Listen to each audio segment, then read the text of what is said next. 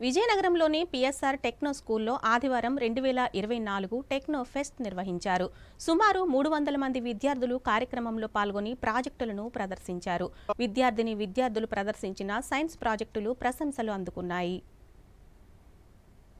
ఈరోజు PSR school 10వ తరగతి లోపు విజయనగరంలోని పిఎస్ఆర్ టెక్నో స్కూల్లో ఆదివారం విద్యా వైజ్ఞానిక ప్రదర్శన జరిగింది. సుమారు 300 మంది విద్యార్థులు ఈ టెక్నో ఫెస్ట్ లో పాల్గొని సైన్స్ పరిశోధనలు, నేటి పరిస్థితులు, ఆధునిక ఆవిష్కరణలు, పర్యావరణం తదితర విభాగాలకు సంబంధించి పలు రకాల ప్రాజెక్టులను విద్యార్థులు ప్రదర్శించారు. విద్యార్థులు ప్రదర్శించిన ప్రదర్శనలు ఎంతగానో ఆకట్టుకున్నాయి.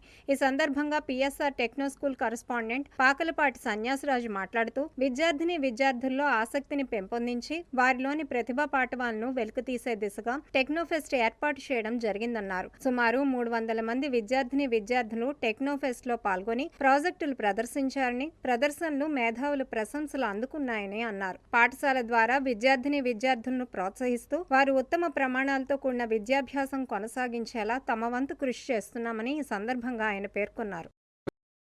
ఈరోజు పిఎస్ఆర్ స్కూల్ 10వ తరగతి లోపు పిల్లలందరూ కూడా గత 200 సంవత్సరాలు వివిధ శాస్త్రవేత్తలు ప్రజల భవిష్యత్తుకి సంబంధించి కనుగోబడిన చాలా విషయాలు, ప్రజలకు ఉపయోగపడిన విషయాలు మరియు 1వ తరగతి నుంచి 10వ తరగతి పాఠ్యాంశంలో ఉన్న వివిధ పాఠ్యాంశ విషయాలు వీటన్నిటినీ సాంకేతిక విజ్ఞానం సంబంధించి వారు ఈరోజు ఎగ్జిబిట్స్ ప్రదర్శన చేయడం జరిగింది. విద్యార్థులు ప్రధానంగా వారి తల్లిదండ్రులు విద్యార్థులని ఎంతో ఉత్సాహపరిచి ఇవాళ 300 ఎగ్జిబిట్స్ని మన పిఎస్ఆర్ టెక్నో స్కూల్లో ఈ ఏసీ థియేటర్లో పెట్టడం జరిగింది. సుమారు 1000 మంది పేరెంట్స్ తల్లిదండ్రులు వచ్చి ఈ ఎగ్జిబిషన్ని చూడడం, వారు పిల్లల్ని ఆశీర్వదించడం, ఈ ఎగ్జిబిషన్ని డిఓ గారు, డిప్యూటీ డిఓ గారు ఓపెన్ చేయడం, డిపార్ట్మెంట్ వారు ఈ ఎగ్జిబిషన్ని చూసి ఇదే విధంగా అన్ని స్కూల్స్ కూడా పిల్లలందరికీ కూడా స్ఫూర్తినిచ్చే విధంగా,